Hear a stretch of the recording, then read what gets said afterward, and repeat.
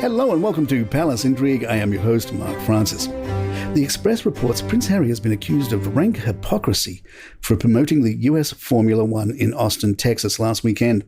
Royal commentator Michael Cole told GB News, "This is a classic case of don't do as I do as I say. Hypocrisy, rank hypocrisy, even royal hypocrisy with royal knobs on." It is hard to think of a less eco-friendly event than Formula One racing, and then we have Prince Harry in the Mercedes garage taking great interest. It gets worse because, having attended an eco-conference in New York, Harry and Meghan then took a private jet to St. Vincent and the Grenadines to have a holiday. If you're going to espouse these causes, and it's perfectly right and proper that you should be able to do so, you've got to live by it. Practice what you preach, was the old saying. Perhaps they don't even care. Perhaps they don't even care what we think of them anymore. Perhaps they're beyond caring, because it does leave them open, wide open to the charge of hypocrisy, and it's really hard for them to refute it. I can't understand it. I think what they say about the environment right now might be worth listening to, but I'm not listening.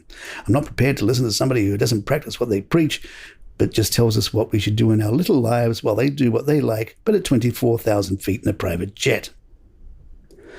People reports that back home in Montecito, Harry and Meghan are loving life as parents of two.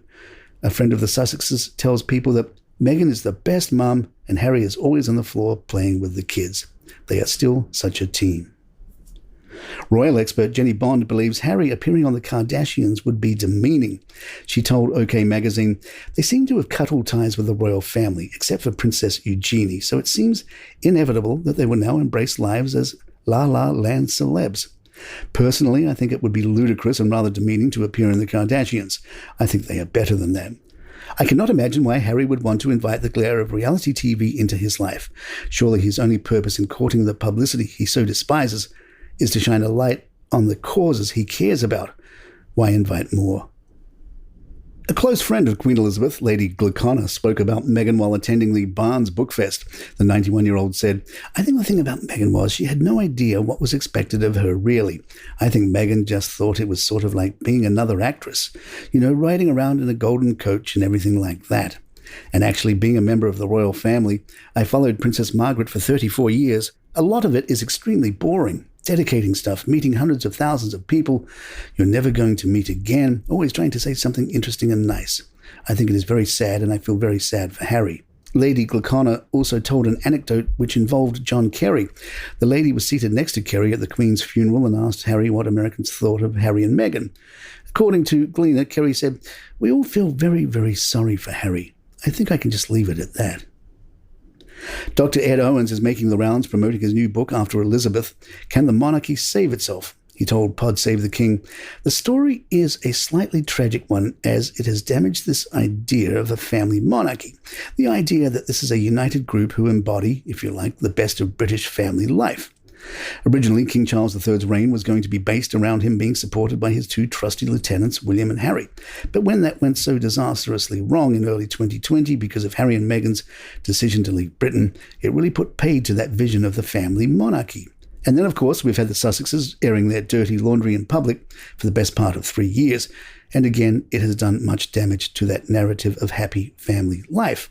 So why not, as I suggest in my book, do away with this family narrative once and for all? We don't need to have this big royal family presenting themselves as moral exemplars. King Charles is uniquely placed because he knows firsthand that the ideal of the family rarely matches the reality of the family monarchy. More Palace Intrigue in just a moment. Harry and Meghan may be staying silent over Israel's conflict with Hamas so they do not risk jeopardizing their future in Hollywood. A senior studio production executive who has close ties to Emmanuel's WME agency told Daily Express, US, "Prince Harry and Meghan must resist any temptation to join a debate that has become so toxic it could create hostility for years to come. There are likely going to be long-lasting divisions in Hollywood as a result, and they could find themselves frozen out if they take a stance on one side or the other, and that's the last thing they need.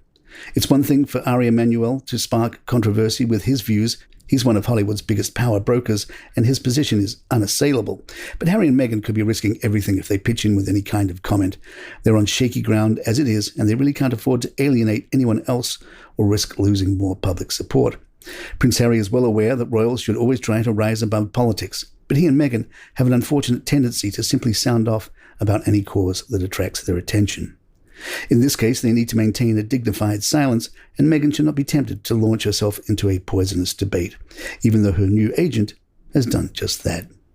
And there you have it. If you'd like to email us, our address is thepalaceintrigue@gmail.com. Please head on over to YouTube or youtube.com and do a search for Palace Intrigue there. You don't have to listen to the show again, but hit that subscribe button for us. It'll really help us out. I'm Mark Francis. My thanks to John McDermott. This is Palace Intrigue, and good times.